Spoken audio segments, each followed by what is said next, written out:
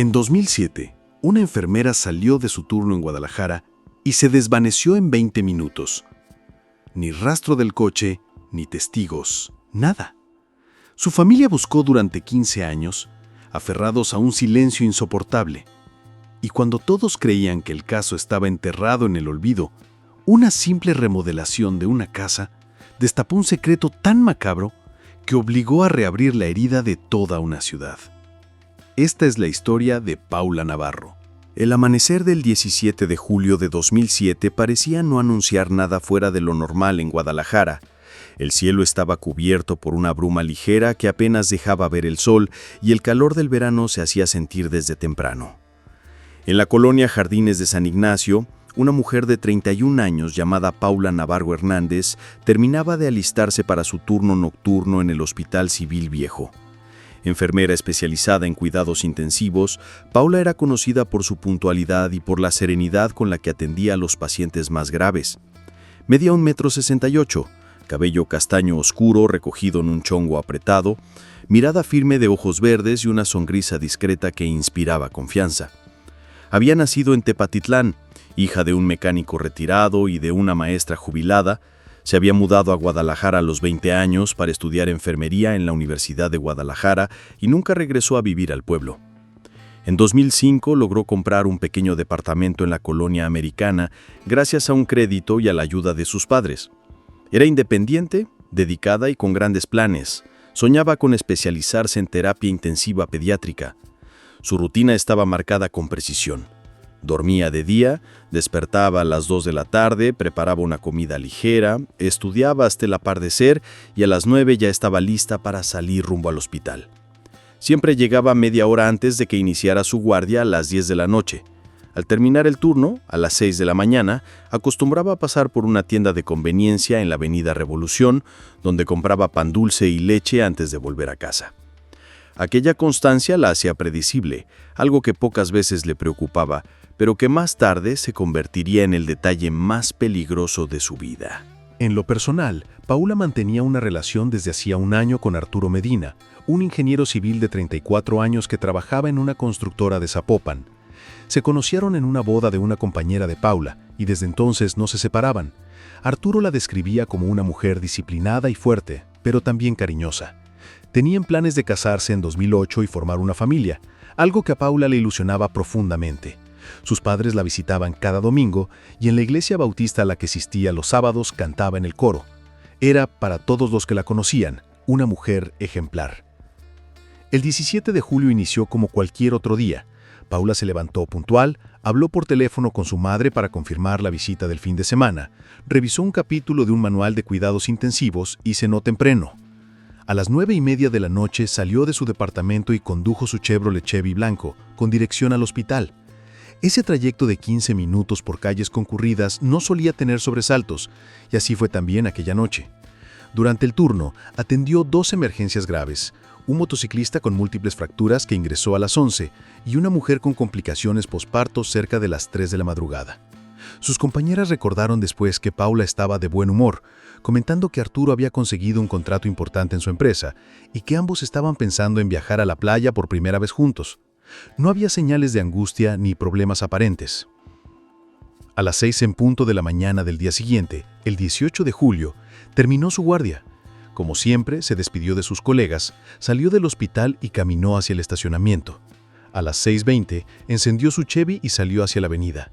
Una cámara de seguridad municipal la captó cruzando por la intersección de Calzada Independencia y Avenida Juárez a las 6:28. Fue la última vez que alguien la vio con vida.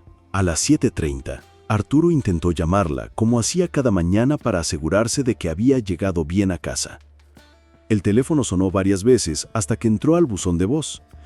Pensó que quizá Paula había olvidado cargar la batería.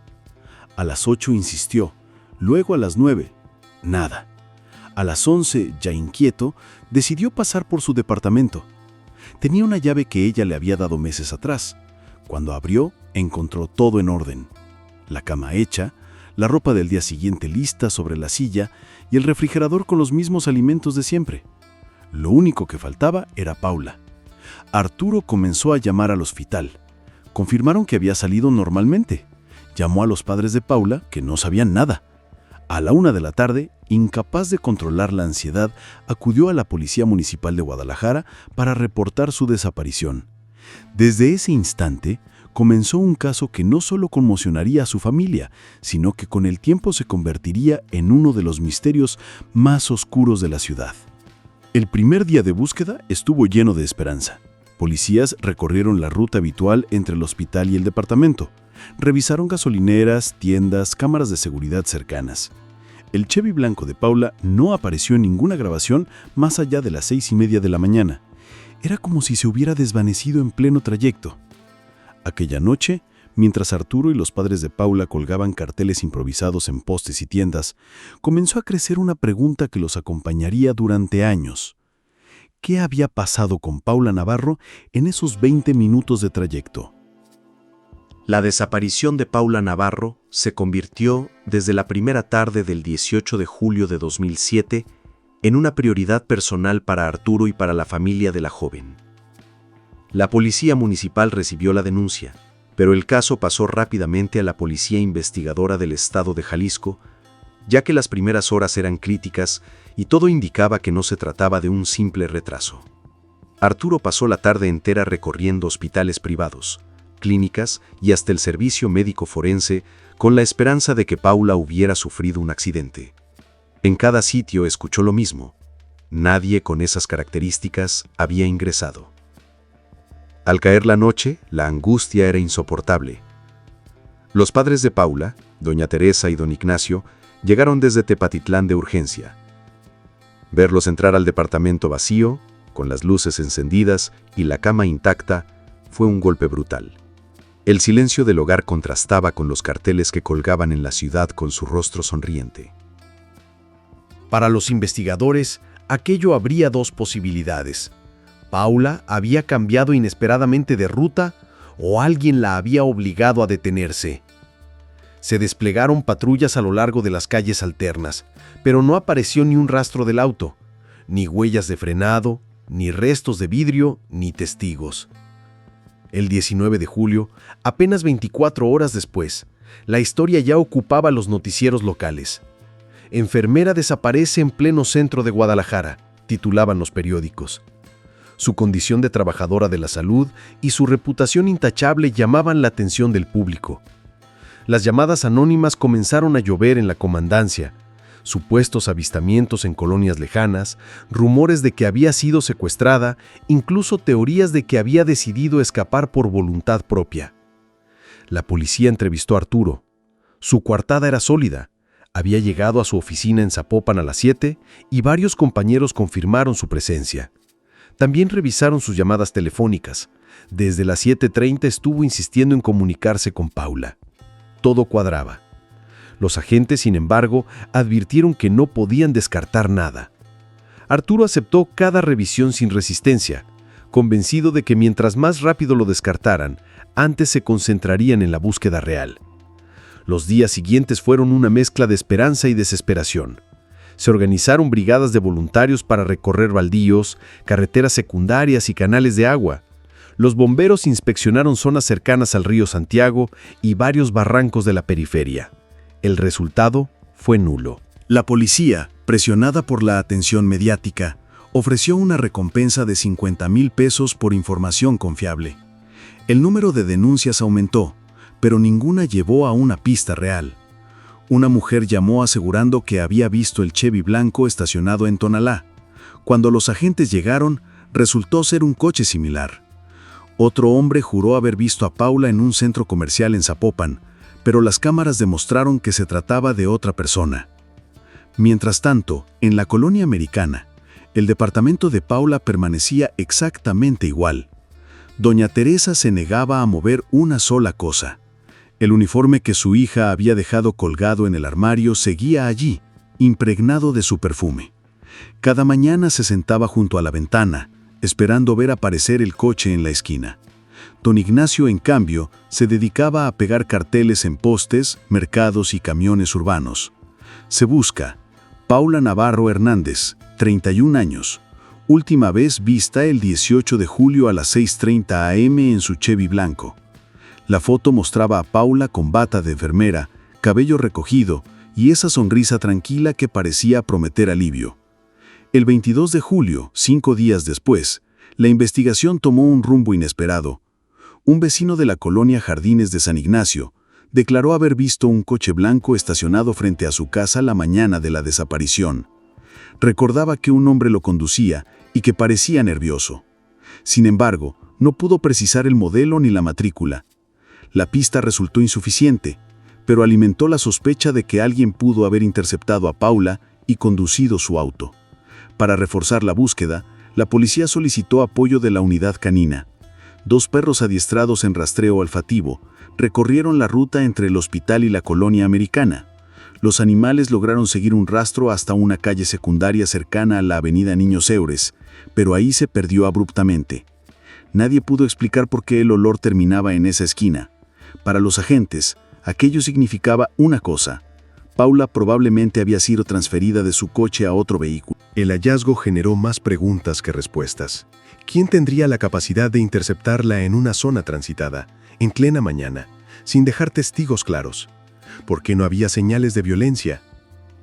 Arturo, agotado por la incertidumbre, se convirtió en la cara pública de la búsqueda. Aparecía en noticieros suplicando ayuda, organizaba marchas silenciosas con familiares y amigos y presionaba a las autoridades para no abandonar el caso. Cada entrevista que concedía terminaba con la misma frase: Paula no desapareció por voluntad propia, alguien se la llevó y necesitamos encontrarla. La ciudad comenzaba a dividirse entre quienes creían en la versión de un secuestro y quienes pensaban que Paula tal vez había huido de manera voluntaria. La policía, prudente, mantenía ambas hipótesis abiertas, aunque ninguna evidencia apoyaba la idea de una fuga. Al cumplirse la primera semana sin noticias, el sentimiento de angustia se transformó en una certeza silenciosa. Lo que había pasado con Paula no era un accidente pasajero. Algo mucho más oscuro estaba detrás, y aunque la verdad permanecía oculta, la vida de todos a su alrededor empezaba a resquebrajarse. En esos días de incertidumbre, nadie podía imaginar que la respuesta se hallaba mucho más cerca de lo que pensaban, enterrada en un lugar que ninguno de los investigadores se había detenido a revisar. El paso de los días convirtió la vida de todos en un laberinto de sospechas. La policía había agotado las primeras rutas de búsqueda y, sin rastro del Chevy blanco, comenzaron a mirar más de cerca los entornos personales y laborales de Paula. La idea era clara: si alguien la había hecho desaparecer, debía haber conocido su rutina, y el lugar donde más tiempo pasaba era el Hospital Civil Viejo. El 25 de julio de 2007, una semana después de la desaparición, agentes investigadores visitaron el hospital para entrevistar a colegas, médicos y personal de seguridad. Querían reconstruir con precisión los últimos minutos de Paula antes de salir. Varias enfermeras confirmaron lo mismo. Paula terminó su turno a las 6 en punto. Firmó el registro de salida, se despidió con una sonrisa y caminó sola hacia el estacionamiento. Ninguno de ellos notó nada extraño. Sin embargo, un guardia de seguridad aportó un detalle que llamó la atención. Dijo que esa mañana había visto a un hombre alto, de complexión robusta, con uniforme de radiología, rondando cerca de la zona de estacionamiento antes de las 6. No lo reconoció bien, pues en el hospital trabajaban decenas de empleados en distintos turnos, pero lo recordó porque parecía nervioso, fumando un cigarro tras otro. Esa descripción quedó anotada en el expediente. La policía elaboró una lista de todos los trabajadores que compartían turno con Paula. Entre ellos apareció el nombre de Óscar Ramírez Ortega, técnico en radiología de 44 años, empleado desde hacía más de una década. Al revisar antecedentes, notaron que en 2003 había tenido una denuncia administrativa por acoso a una compañera, aunque el caso se cerró por falta de pruebas. No tenía antecedentes penales, pero aquel antecedente llamó la atención. Óscar fue citado a declarar. Se mostró tranquilo, aseguró que apenas conocía a Paula y que nunca habían tenido trato personal.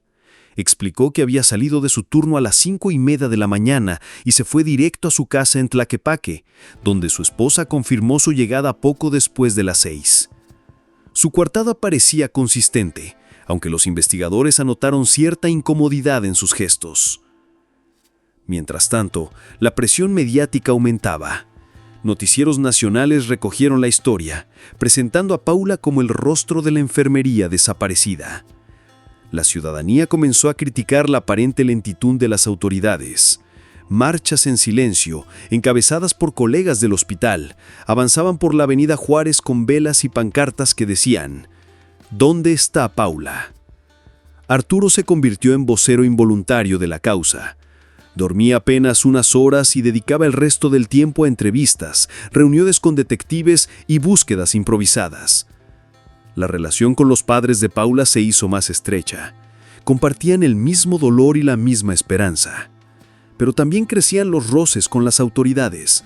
Arturo los acusaba de no actuar con suficiente energía, de descartar pistas sin profundizar. El 28 de julio, la investigación recibió un nuevo impulso. La policía logró recuperar imágenes de una cámara de vigilancia de un taller mecánico ubicado en la Avenida Revolución. En la grabación, a las 6:34 de la mañana del día de la desaparición, se observaba fugazmente un coche blanco similar al de Paula girando hacia una calle secundaria. La calidad del video era deficiente, pero reforzaba la hipótesis de que alguien había desviado a la joven de su ruta habitual. Los peritos analizaron cuadro por cuadro. No lograron leer la matrícula, pero sí notaron algo extraño. El vehículo parecía tener un copiloto. Aquella observación abrió otra línea. ¿Paula llevaba a alguien en el auto? ¿O alguien la había obligado a conducir? Los investigadores regresaron al hospital para insistir. Varias enfermeras recordaron que semanas antes, Paula se quejaba de la insistencia de un compañero que buscaba pretextos para hablarle. No lo mencionó por nombre, pero algunas sospechaban de Óscar, el técnico en radiología. La policía lo volvió a citar, esta vez con más presión. Óscar mantuvo su versión, negó cualquier cercanía con Paula y aseguró sentirse víctima de rumores. Pese a las sospechas, no había pruebas directas contra él. Sin cuerpo, sin vehículo y sin testigos firmes, el caso empezaba a estancarse. El expediente sumaba páginas y páginas de entrevistas, pero ninguna evidencia sólida. El 30 de julio, la familia organizó una misa en la parroquia del Sagrado Corazón. Más de 200 personas acudieron. Entre cantos y rezos, doña Teresa rompió en llanto frente a la prensa, rogando que no dejaran a su hija en el olvido. Fue un momento que conmovió a toda la ciudad. Aquel mismo día, los detectives recibieron un reporte curioso. Un vecino de la colonia Jardines de San Ignacio, donde se ubicaba la casa de Óscar, llamó diciendo que el 18 de julio, alrededor de las 7 de la mañana, había visto un coche blanco estacionado frente a esa vivienda durante varias horas. No estaba seguro del modelo, pero insistió en que nunca lo había visto antes en la zona. Los agentes tomaron nota, pero no se atrevieron a actuar de inmediato. Necesitaban pruebas más contundentes para solicitar una orden de cateo. Aún así, la sospecha comenzó a tomar forma. El círculo alrededor de Óscar Ramírez se cerraba lentamente. Mientras tanto, Arturo, exhausto, escribió en un cuaderno que llevaba consigo: «Cada día sin Paula es una herida que no cierra. No sé si volveré a verla, pero no puedo dejar de buscar. La ciudad entera parece seguir con su vida, pero para nosotros el tiempo se detuvo aquel 18 de julio. Si alguien sabe algo, ¿cómo puede dormir en paz?». Lo que nadie sabía entonces era que la verdad estaba enterrada mucho más cerca de lo imaginado, esperando el día en que el suelo sería removido y el secreto saldría a la luz. Los primeros días de agosto de 2007 trajeron consigo una mezcla de cansancio y desesperación. Habían pasado más de 2 semanas desde la desaparición de Paula, y aunque las calles de Guadalajara seguían llenas de carteles con su rostro, la investigación parecía girar en círculos. Arturo, junto a los padres de la joven, presionaba a diario a las autoridades. Los periódicos comenzaban a titular con crudeza: ¿se enfría el caso Paula Navarro? El detective a cargo, comandante Julián Ortela, reconocía en privado que la presión mediática era enorme. Tenía un sospechoso en mente, pero carecía de pruebas suficientes para detenerlo. Ese sospechoso era Óscar Ramírez Ortega, el técnico en radiología. La denuncia administrativa de acoso en su pasado, su presencia cerca del estacionamiento la mañana del 18 de julio y el testimonio del vecino sobre un coche blanco estacionado frente a su casa lo colocaban en el centro del tablero. Sin embargo, todo eran indicios, no evidencias. El 2 de agosto, finalmente, la Fiscalía autorizó un cateo en la vivienda de Óscar, ubicada en la colonia Jardines de San Ignacio. Al llegar, los agentes se toparon con una casa de fachada descuidada, con un portón verde oxidado y un patio trasero lleno de objetos acumulados. La esposa de Óscar permitió la entrada sin oponerse, aunque visiblemente molesta por la presencia de la prensa que se había agolpado en la acera. El registro fue minucioso. Revisaron habitaciones, cajones, el coche de la familia y hasta los botes de basura. No encontraron nada directamente relacionado con Paula. No había rastros de su ropa, de sus pertenencias, ni mucho menos del Chevy blanco. En el patio trasero, sin embargo, los peritos notaron un sector de tierra removida de manera irregular, como si en algún momento se hubiera cavado y vuelto a cubrir. Excavar no estaba contemplado en la orden de cateo, y por ello solo tomaron fotografías. Ese detalle quedaría en el expediente como una nota pendiente, pero no se actuó de inmediato. La orden judicial de 2007 limitaba el cateo únicamente a inspección superficial. Para excavar era necesario un permiso específico de un juez, trámite que podía tardar semanas. Esa demora burocrática fue suficiente para que el indicio quedara archivado sin seguimiento. La frustración fue inmensa. Arturo gritaba frente a las cámaras que la policía estaba dejando escapar al culpable. La familia de Paula comenzó a sentir que el caso se desmoronaba. Doña Teresa, agotada, declaró con voz quebrada: «Si ellos no pueden, nosotros seguiremos buscando. No vamos a descansar hasta saber qué pasó con mi hija». Mientras tanto, dentro del hospital, el ambiente se volvió enrarecido. Las enfermeras comentaban en voz baja los rumores sobre Óscar. Algunas decían que lo habían visto observar de lejos a Paula en varias ocasiones. Otros lo defendían, asegurando que era un hombre reservado pero trabajador. Lo cierto era que el nombre de Óscar ya estaba manchado, y aunque seguía acudiendo a su puesto, se notaba incómodo, retraído, con la mirada esquiva. El 5 de agosto, un nuevo indicio pareció abrir otra línea. Un taxista se presentó ante la fiscalía asegurando que, la mañana de la desaparición, había visto a una mujer de características similares a Paula discutiendo con un hombre en un coche blanco cerca de la avenida Niños Héroes. Afirmó que la mujer parecía nerviosa, incluso intentando abrir la puerta del vehículo. Sin embargo, al mostrarle fotografías, el taxista no pudo asegurar con certeza que se tratara de Paula. Aún así, el testimonio alimentó la teoría de que había sido forzada a desviarse de su ruta. La investigación técnica también avanzaba, aunque lentamente. El celular de Paula no había vuelto a encenderse desde las 6:10 de la mañana del 18 de julio. Los análisis de antenas revelaron que la última señal fue captada en la zona del hospital antes de que emprendiera el trayecto. Eso reforzaba la sospecha de que alguien la interceptó muy cerca de su punto de salida. El comandante Ortega, en sus informes, describía una situación ambigua. Existen indicios circunstanciales que señalan a Óscar Ramírez, pero no contamos con pruebas materiales. Recomendamos mantener la vigilancia sobre el sujeto mientras se continúa la recolección de testimonios. En otras palabras, tenían a un sospechoso al que no podían tocar. Arturo, en cambio, se negaba a esperar. Reunió amigos, vecinos y voluntarios para organizar patrullajes ciudadanos. Recorrieron terrenos baldíos, canales de desagüe y casas abandonadas en las afueras de Guadalajara.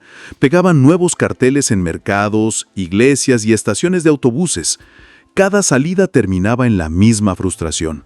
Nada. El vacío era insoportable. En esos días comenzaron a circular rumores más oscuros. Algunos periódicos sensacionalistas insinuaron que Paula tal vez llevaba una doble vida, alimentando la idea de una fuga voluntaria. Arturo respondió indignado, mostrando los planes de boda, los mensajes recientes y la vida ordenada de Paula. La familia exigió respeto, pero las especulaciones calaban hondo en la opinión pública. El 10 de agosto, cuando se cumplían 3 semanas de la desaparición, la Fiscalía ofreció una rueda de prensa. El comandante Ortega, con semblante cansado, anunció que el caso seguía abierto y que ninguna hipótesis estaba descartada. Insistió en que la ciudadanía debía colaborar con información verídica y no difundir rumores. Los periodistas, sin embargo, exigieron respuestas. ¿Por qué no se ha encontrado el coche? ¿Por qué no se investiga más a fondo al técnico en radiología? ¿No cree que la falta de resultados demuestra negligencia? Ortega respondió con evasivas, consciente de que la presión lo estaba alcanzando. Aquella noche, Arturo escribió en su cuaderno: «Siento que el tiempo se nos escapa. Cada día que pasa sin Paula es como si la ciudad la tragara más hondo. ¿Por qué nadie habla? ¿Quién sabe algo y guarda silencio?». El caso parecía estancado. El círculo de sospechas alrededor de Óscar seguía abierto, pero sin pruebas que lo ataran directamente a Paula. Y sin embargo, había una verdad enterrada, literal y figurativamente, esperando el momento en que alguien se atreviera a remover la tierra equivocada. El calor de agosto se volvió insoportable en Guadalajara. Para entonces habían pasado ya más de 4 semanas desde la desaparición de Paula, y la intensidad de la búsqueda comenzaba a diluirse en la rutina de la ciudad. Los noticieros, que durante los primeros días abrían con la imagen de la enfermera, ahora dedicaban apenas unos segundos a mencionar que no había avances. Otros sucesos, robos y crímenes ocupaban los titulares principales. Para la familia, esa indiferencia era como una segunda condena. Don Ignacio insistía en recorrer colonias periféricas en busca de cualquier rastro. Doña Teresa, cada vez más frágil, permanecía sentada frente a la ventana del departamento de su hija como si esperara que apareciera conduciendo el Chevy blanco en la esquina. Arturo intentaba sostenerlos a ambos, aunque por dentro sentía que se desmoronaba. La esperanza lo mantenía en pie, pero las noches eran un tormento. La cama vacía, los planes de boda truncados, la voz de Paula repitiéndose en su memoria. El 15 de agosto, la Fiscalía recibió una llamada anónima que sacudió brevemente la investigación. Una voz distorsionada afirmó que el cuerpo de Paula estaba enterrado en un terreno baldío en las afueras de Zapopan. El operativo comenzó de inmediato. Decenas de policías, peritos y voluntarios acudieron al lugar. Cavaron durante horas bajo el sol, levantaron escombros y revisaron cada rincón. Al final, solo hallaron restos de animales y basura. Fue un golpe devastador para la familia, que aguardaba con el corazón en la mano. Doña Teresa se desmayó al enterarse de que todo había sido una farsa. Ese mismo día otro rumor llegó a los periódicos. Una mujer en Querétaro aseguraba haber visto a alguien idéntico a Paula trabajando en una farmacia. Los investigadores viajaron, revisaron cámaras y entrevistaron a la supuesta empleada. No era ella. Cada pista falsa reavivaba la esperanza para luego hundirla con más fuerza. El comandante Ortega comenzaba a enfrentar críticas internas. Algunos agentes opinaban que habían concentrado demasiado esfuerzo en el sospechoso equivocado. Otros seguían convencidos de que Óscar Ramírez ocultaba algo, pero la ausencia total de pruebas materiales impedía avanzar. El expediente engordaba con testimonios y denuncias contradictorias, pero ninguna prueba sólida emergía. El hospital también comenzaba a recuperar su normalidad. Los pasillos volvían a llenarse de pacientes, los turnos seguían su curso y las conversaciones sobre Paula se reducían a susurros. Aún así, cada vez que sonaba el teléfono en la central de enfermería, algunas miradas se alzaban con la ilusión irracional de que fuera ella. El nombre de Paula había quedado grabado en la memoria colectiva, pero el día a día exigía continuar. Arturo, incapaz de aceptar la pasividad oficial, decidió contratar un detective privado, un ex policía llamado Raúl Espinosa, conocido por resolver casos de infidelidad y fraudes menores. Raúl aceptó el desafío con cautela, advirtiendo que un caso de desaparición era más complejo y doloroso que cualquier otro. Durante semanas, revisó los mismos expedientes, volvió a entrevistar a vecinos y trabajadores del hospital. Su conclusión fue inquietante. Aquí hay alguien que sabía exactamente cómo desaparecerla. No fue un accidente ni un arrebato. Fue algo planeado. Esa frase quedó clavada en la mente de Arturo. ¿Planeado? ¿Por quién? ¿Con qué objetivo? Mientras tanto, la presión económica y emocional se hacía sentir.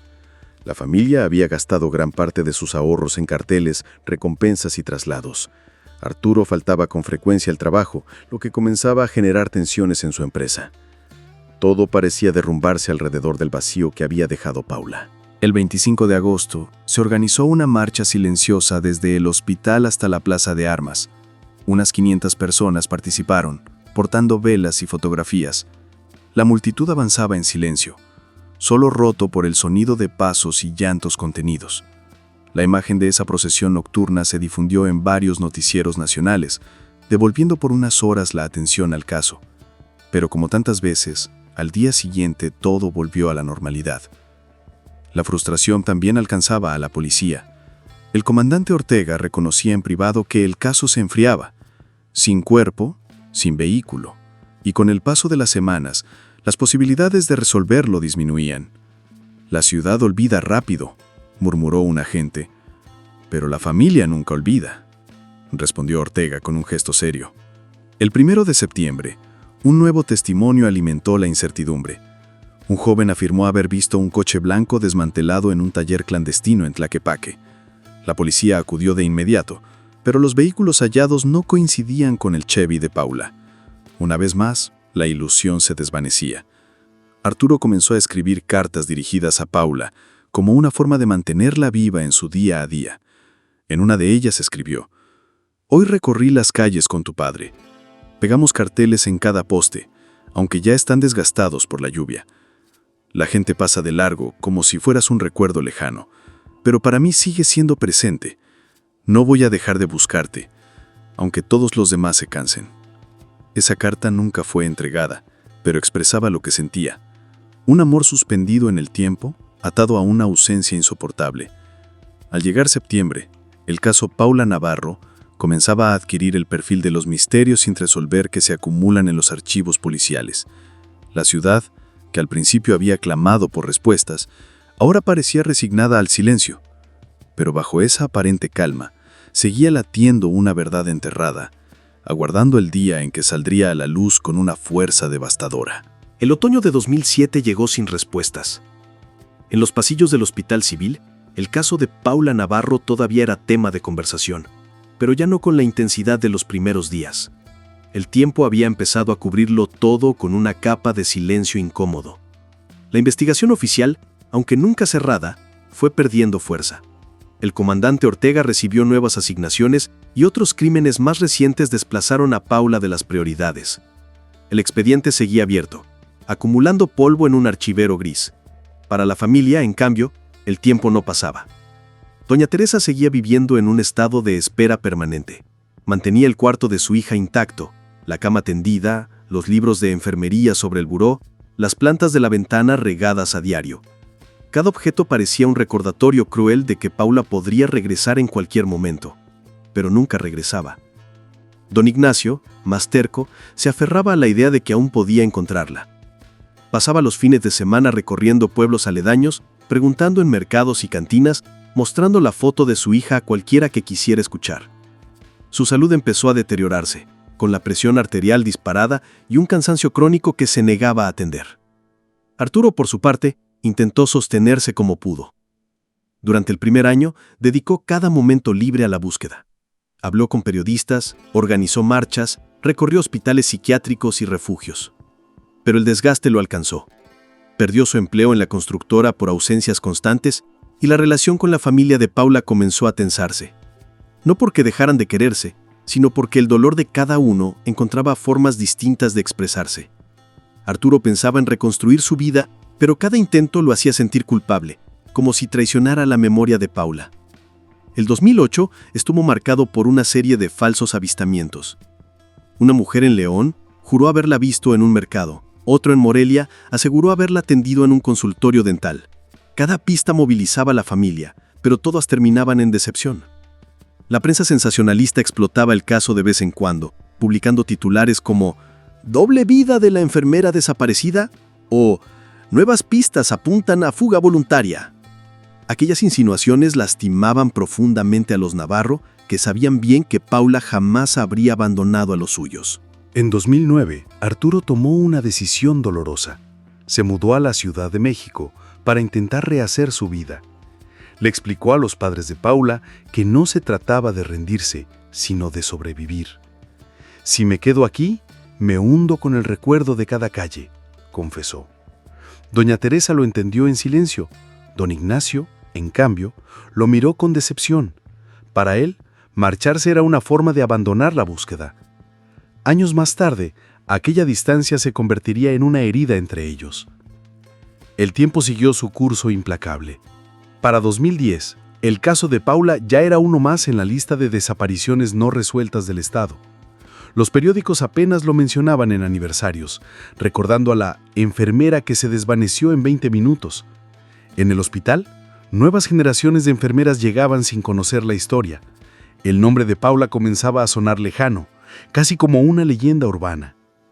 La familia se sostuvo como pudo. En 2011, don Ignacio sufrió un infarto leve que lo obligó a reducir sus búsquedas. Aún así, insistía en salir cada domingo con una carpeta llena de recortes y fotografías. Decía que no podía morir sin antes encontrar la verdad. Doña Teresa, consumida por la tristeza, desarrolló una depresión profunda. Su hermana en Tepatitlán la recibía con frecuencia para que no pasara los días sola en el departamento vacío. Ese mismo año, Arturo volvió a aparecer en los medios al conceder una entrevista en Televisión Nacional. Con la voz temblorosa declaró: Paula no desapareció por voluntad propia. Si alguien la hizo daño, todavía hay quien sabe la verdad. Y mientras esa verdad permanezca oculta, todos seguimos prisioneros de ese silencio. Sus palabras conmovieron al público, pero no reactivaron la investigación. La fiscalía, saturada de casos, se limitó a reiterar que el expediente seguía abierto. En 2012, un nuevo comandante tomó el caso, pero solo para revisarlo superficialmente. Concluyó que no había pruebas nuevas y lo devolvió al archivo. La sospecha sobre Óscar Ramírez seguía ahí, flotando en las sombras, pero con los años se volvió una mención cada vez más tenue. Óscar mismo dejó el hospital en 2013 y se mudó discretamente a otra colonia. Nadie lo volvió a relacionar con Paula de manera pública. Mientras tanto, las cicatrices emocionales se hacían permanentes. Doña Teresa se volvió una mujer silenciosa, que apenas salía de casa. Don Ignacio, ya con problemas cardíacos más graves, repetió obsesivamente la ruta entre el hospital y la colonia americana, como si en algún momento pudiera encontrar algo que la policía nunca vio. Arturo, en la capital, trataba de rehacer su vida afectiva, pero cada intento fracasaba al chocar con la sombra de Paula. La ausencia era un fantasma que lo perseguía donde fuera. Hacia 2015 la tragedia alcanzó un punto irreversible. Don Ignacio murió de insuficiencia cardíaca a los 67 años. En el velorio, doña Teresa se aferraba a la foto de su hija como si aún pudiera traerla de regreso. Arturo viajó desde la capital para acompañarla, y juntos juraron que no abandonarían la memoria de Paula, aunque el mundo entero se olvidara. Para entonces habían pasado 8 años desde la desaparición. La ciudad casi había borrado el caso de su memoria colectiva. Solo la familia seguía aferrada al recuerdo, como un hilo invisible que los mantenía unidos al misterio. En 2016 y 2017, algunos programas de televisión retomaron el caso en especiales sobre desapariciones, pero no surgió nada nuevo. El expediente permanecía en la misma situación, sin cuerpo, sin vehículo, sin pruebas materiales. El dolor se transformó en rutina. Doña Teresa envejeció rápido, con la salud quebrantada y el corazón desgastado por la espera. Arturo visitaba Guadalajara cada aniversario, organizaba una pequeña misa y regresaba a su vida en la capital. Cada año que pasaba parecía reforzar la idea de que la verdad jamás saldría a la luz. Pero el destino, paciente e implacable, aguardaba.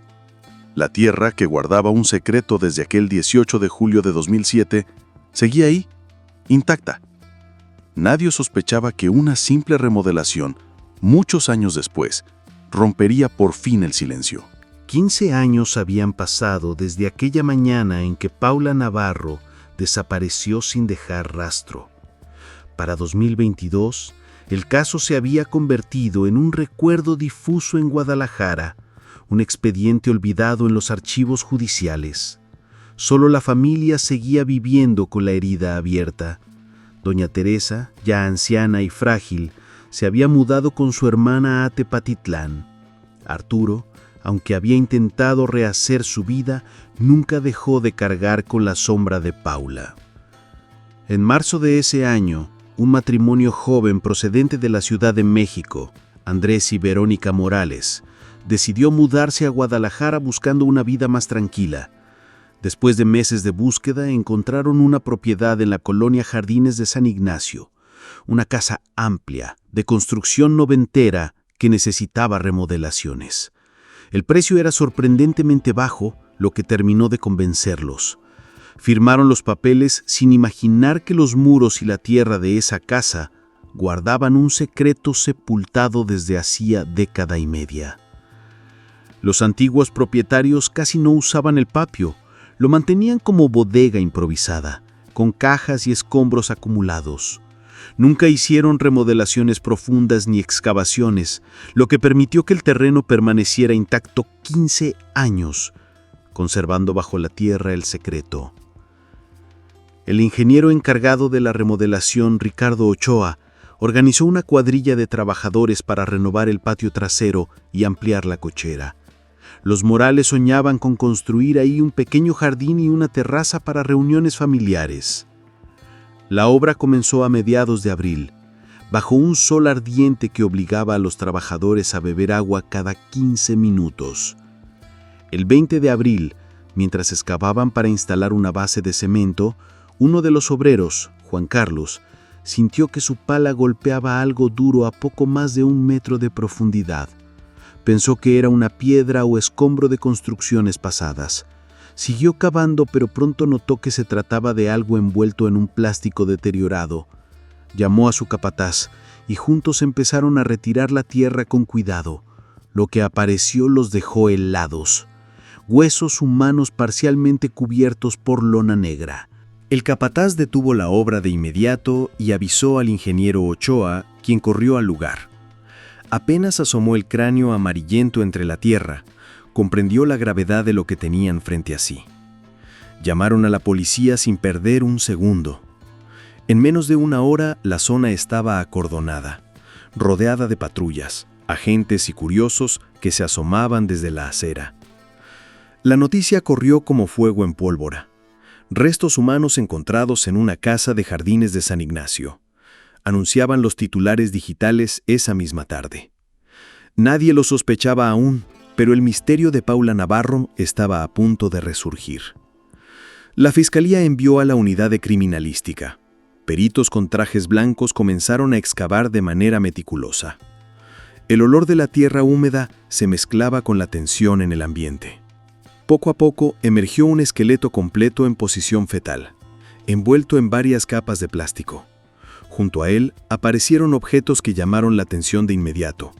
Fragmentos de un uniforme verde claro de enfermera, un par de zapatos blancos deteriorados y, lo más revelador, una cadena de oro con un dije en forma de corazón.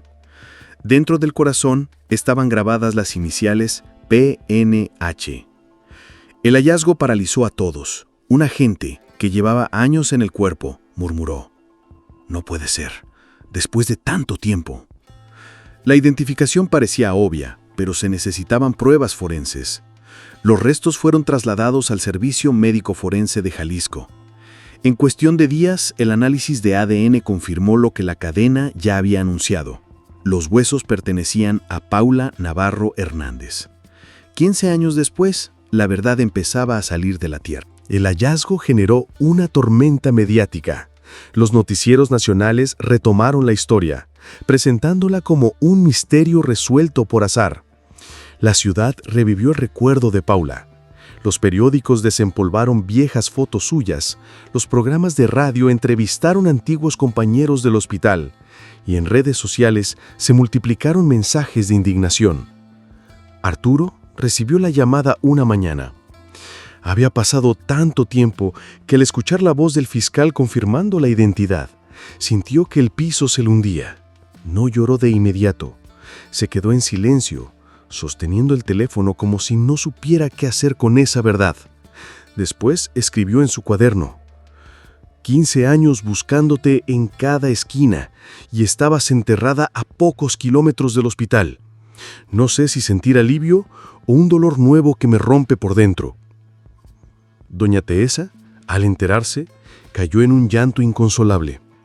Por primera vez tuvo la certeza de que su hija no regresaría. Y aunque la verdad era devastadora, también le permitía cerrar una herida que había supurado durante demasiado tiempo. «Al fin voy a poder velarla como se merece», murmuró. La fiscalía anunció de inmediato la reapertura de la investigación. Había que determinar quién había enterrado a Paula en ese lugar y cómo había logrado ocultarlo durante 15 años. Los archivos antiguos fueron desempolvados y los nombres que en su momento quedaron como simples sospechas volvieron a aparecer. Entre ellos uno resaltaba con fuerza: Óscar Ramírez Ortega, el técnico en radiología que había trabajado con ella y que, casualmente, había vivido en esa misma casa hasta finales de 2007. El hallazgo no solo devolvía la memoria de Paula, sino que también traía consigo una segunda oportunidad de hacer justicia. La ciudad que había olvidado volvía a preguntar con furia: ¿quién mató a Paula Navarro y por qué? La confirmación forense de que los restos hallados en Jardines de San Ignacio pertenecían a Paula Navarro Hernández sacudió a Guadalajara en mayo de 2022. Durante días, su nombre volvía a ocupar los titulares, como si el tiempo se hubiera detenido en aquel 18 de julio de 2007. Pero esta vez había algo distinto. Ya no se hablaba de una desaparición misteriosa, sino de un asesinato. La Fiscalía Estatal reabrió el caso con un equipo especial de homicidios. El comandante Julián Ortega, retirado desde hacía años, fue invitado a asesorar de manera honoraria. Aunque aceptó con un gesto amargo, sentía que aquel fracaso lo había acompañado toda su vida. Ahora veía una oportunidad de reparar, al menos en parte, la deuda con la familia. Los investigadores comenzaron a revisar cada hoja del viejo expediente. Una y otra vez surgía el mismo nombre: Óscar Ramírez Ortega, técnico en radiología, vecino de la misma casa donde habían encontrado el cuerpo. El hallazgo coincidía demasiado como para ser casualidad. En 2007 ya había existido la sospecha, pero la falta de pruebas lo salvó. Ahora, con los restos emergiendo literalmente de su antiguo patio, la historia cambiaba. La policía localizó a Óscar en la ciudad de León, Guanajuato, donde llevaba una vida aparentemente normal. Tenía 59 años, trabajaba en una clínica privada y era padre de 2 hijos adolescentes. Cuando los agentes tocaron a su puerta, mostró sorpresa pero no resistencia. Fue trasladado a Guadalajara para declarar. Durante el interrogatorio, Óscar negó tener relación con el crimen. Afirmó que había vendido la casa de Jardines de San Ignacio a finales de 2007 porque necesitaba mudarse por motivos familiares. Dijo no recordar nada extraño en el patio y aseguró que jamás tuvo una relación cercana con Paula.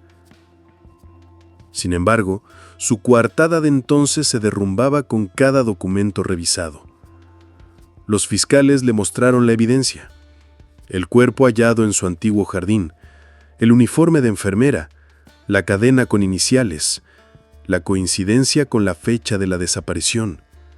Óscar sudaba, bebía agua a cada minuto, pero insistía en su inocencia. Alegó que cualquiera pudo haber enterrado el cuerpo después de que él se mudó. La versión parecía forzada. Los peritos confirmaron que los restos llevaban enterrados al menos 15 años, justo desde 2007. Los medios siguieron cada detalle. Afuera de la fiscalía, las cámaras esperaban declaraciones. La imagen de Óscar entrando esposado se difundió en noticieros nacionales con un rótulo contundente: el principal sospechoso del caso Paula Navarro, detenido. Mientras tanto, Arturo regresó a Guadalajara. El reencuentro con doña Teresa fue conmovedor. Ambos acudieron al servicio médico forense para reconocer oficialmente los objetos personales hallados junto al cuerpo.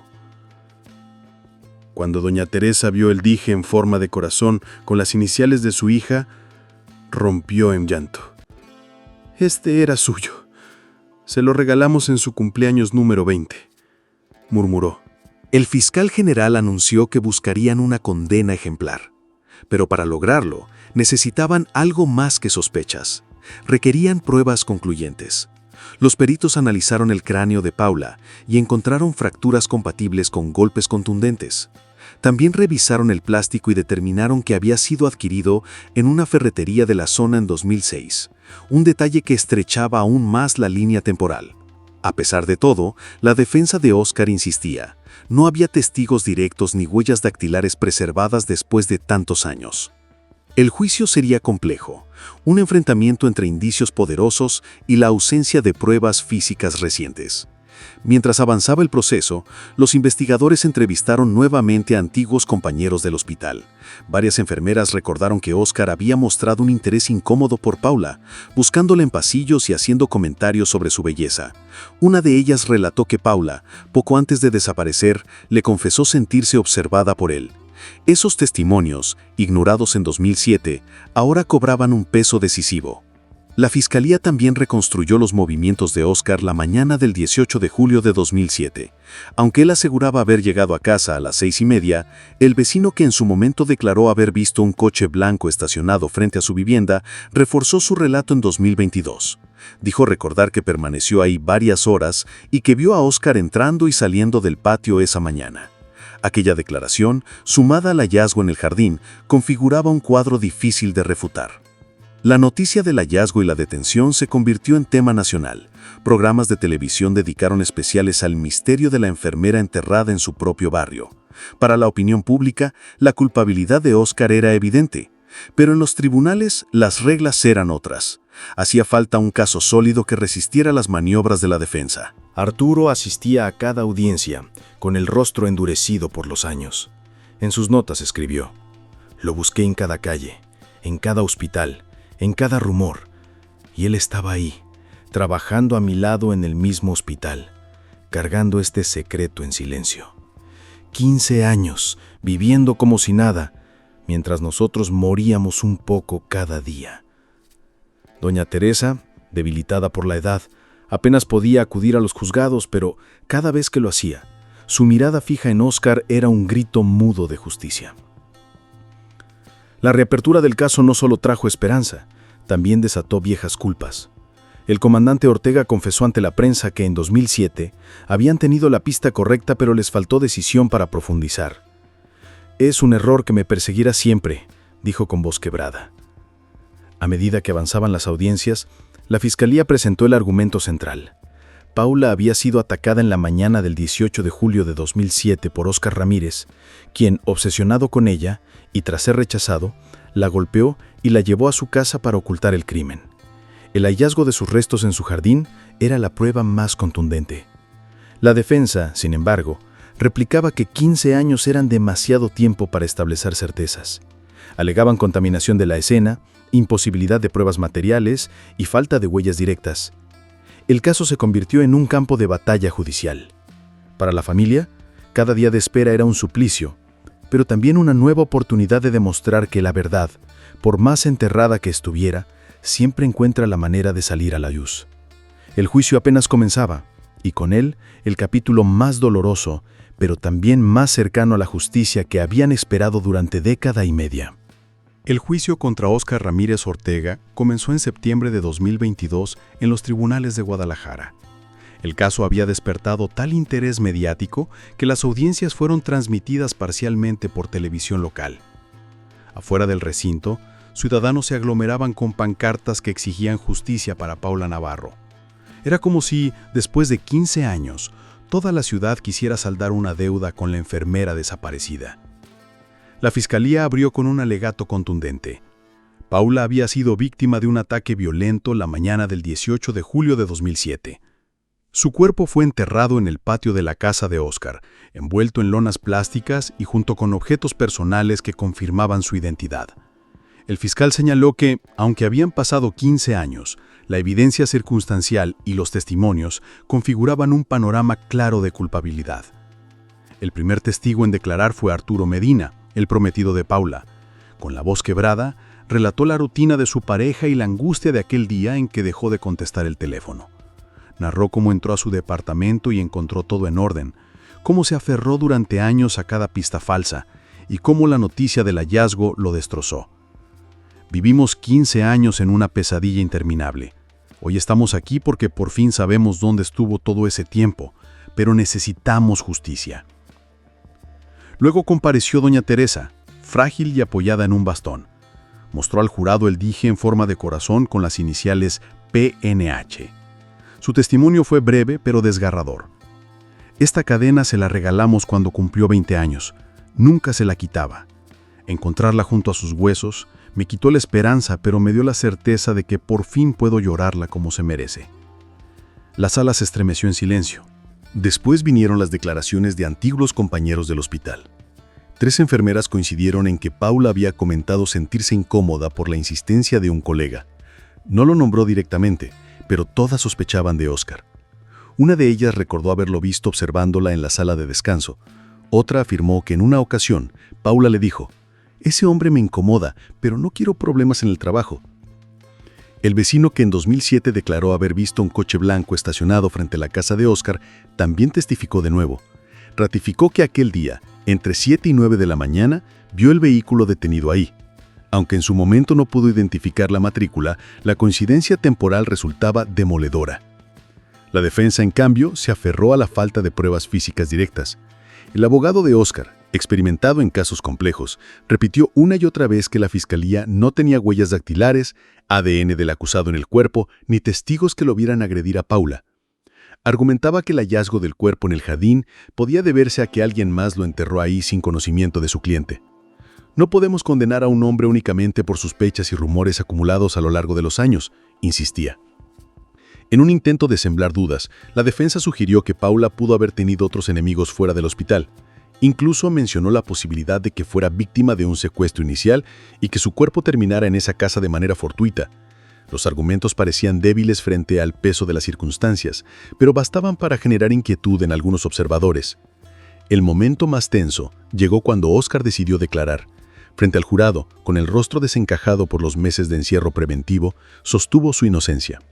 «Yo no maté a Paula Navarro. Si la conocía, trabajábamos en el mismo hospital, pero jamás le hice daño. Esa casa la vendí en 2007. Cualquiera pudo haber usado el patio después. No soy un asesino». Su voz resonó firme, pero sus ojos esquivaban la mirada del fiscal y de la familia de Paula. Arturo lo observaba desde el banco con un rencor contenido, mientras doña Teresa cerraba los ojos para no escuchar más mentiras.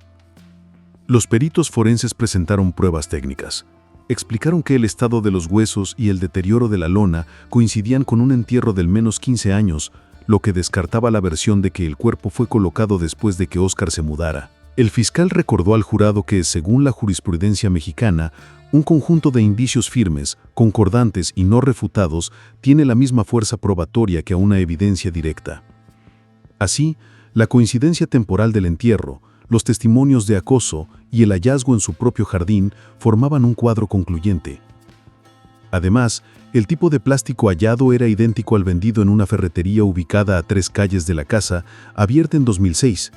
Los registros de venta no sobrevivieron tantos años, pero la coincidencia reforzaba la hipótesis. La prensa bautizó el proceso como el juicio del silencio. Cada audiencia revelaba no solo los detalles del crimen, sino también las omisiones de 2007, la falta de una excavación en el patio, la investigación incompleta de los rumores sobre Óscar, la lentitud para actuar. Muchos ciudadanos se preguntaban cómo había sido posible que la verdad permaneciera oculta durante tanto tiempo. El comandante Ortega, llamado como testigo, reconoció públicamente su error.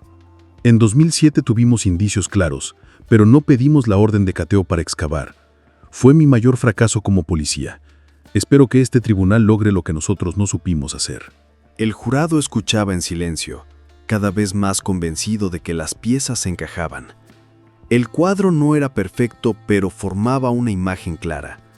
Paula había sido asesinada por un hombre que la acosaba y enterrada en el jardín de su propia casa.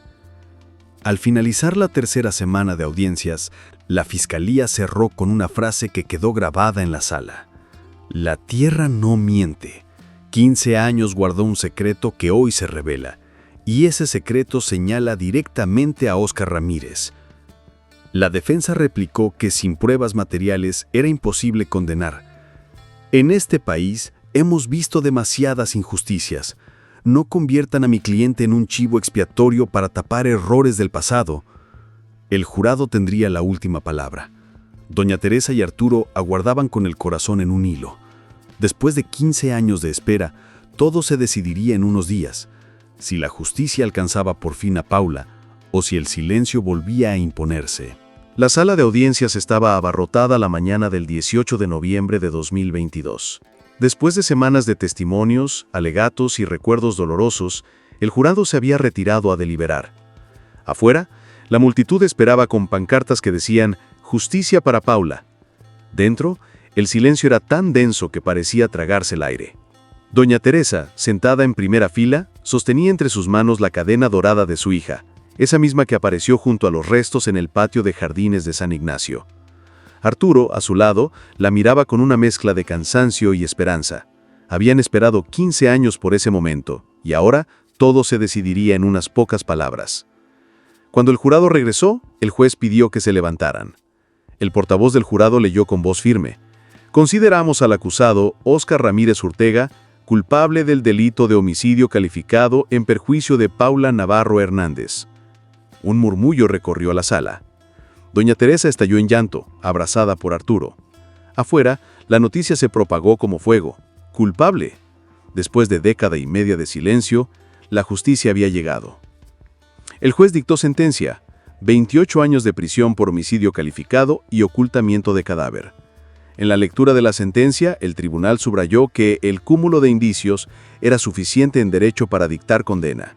El hallazgo del cuerpo en la propiedad del acusado, los objetos personales de la víctima y los testimonios consistentes convergían en una sola conclusión irrefutable. La condena reflejaba la brutalidad del crimen y el daño causado a la familia. Óscar escuchó con el rostro desencajado, apenas murmurando que todo era una injusticia. La defensa anunció que apelaría, pero la decisión estaba tomada. La verdad había vencido. La prensa narró cada instante. Las cámaras captaron a doña Teresa saliendo del tribunal con pasos temblorosos, pero con una expresión de alivio en el rostro. No era alegría, porque nada devolvería a su hija, pero sí la certeza de que Paula ya no quedaba sepultada en el olvido. «Mi niña descansa al fin», dijo con voz quebrada. Arturo también habló ante los micrófonos. Con lágrimas contenidas declaró: «Paula fue el amor de mi vida. Me arrebataron la posibilidad de un futuro juntos, pero no lograron borrar su memoria. Hoy la justicia nos devuelve un poco de dignidad, y a ella el lugar que siempre mereció». En los días siguientes, la ciudad se volcó en homenajes. En el Hospital Civil, colegas organizaron una misa en la capilla. En el pasillo principal colocaron una placa con su nombre: «En memoria de Paula Navarro Hernández, enfermera ejemplar». Médicos y enfermeras lloraban al recordar su serenidad en las guardias, esa forma de transmitir calma en medio del caos. El entierro de Paula se realizó en Tepatitlán, en el panteón donde descansaba su padre. Cientos de personas asistieron. Entre velas y flores blancas, doña Teresa finalmente pudo despedirse de su hija con un funeral digno. La banda del pueblo interpretó un canto suave, y el ataúd, cubierto de rosas, descendió lentamente a la tierra. Arturo permaneció de pie junto a la tumba, con el cuaderno que había escrito durante años de búsqueda. Al final de la ceremonia lo dejó sobre el ataúd, como una carta final. Había escrito en la última página: «Te busqué en cada esquina, Paula. Hoy al fin sé dónde estás. No pude salvarte, pero te prometo que tu nombre no será olvidado. Descansa, amor». La sentencia contra Óscar no borró los años de dolor ni las vidas quebradas por la ausencia, pero marcó un cierre. La sociedad, que durante años había olvidado, volvió a hablar de Paula como un símbolo de resistencia contra la indiferencia. El caso también dejó lecciones dolorosas. En conferencias posteriores, el excomandante Ortega reconoció los errores de la investigación inicial. Si hubiéramos actuado con más firmeza en 2007, quizá Paula habría sido encontrada mucho antes. Pero la justicia, aunque tardía, llegó, y eso importa. Con el tiempo, el expediente se convirtió en material de estudio en la Universidad de Derecho y en escuelas de criminología. Los estudiantes analizaban el caso como ejemplo de cómo la persistencia de una familia puede derrotar al silencio institucional. Doña Teresa, en su vejez, encontraba algo de paz visitando la tumba de su hija. Llevaba flores frescas cada semana y le hablaba como si estuviera viva. Arturo, aunque nunca volvió a casarse, aprendió a vivir con el recuerdo, llevando consigo la certeza de haber cumplido la promesa de no dejarla en el olvido. En Guadalajara, Cada 18 de julio, un pequeño grupo se reúne en la plaza frente al hospital con velas encendidas. No son multitudes, pero tampoco son pocos. Ahí, entre el murmullo de las oraciones y el resplandor tenue de las llamas, alguien siempre repite en voz baja: la tierra guardó un secreto, pero la verdad siempre encuentra el modo de salir a la luz. Y así, la historia de Paula Navarro Hernández dejó de ser un misterio sin resolver para convertirse en un recordatorio imborrable de que la justicia puede tardar, pero nunca debe renunciarse a buscarla.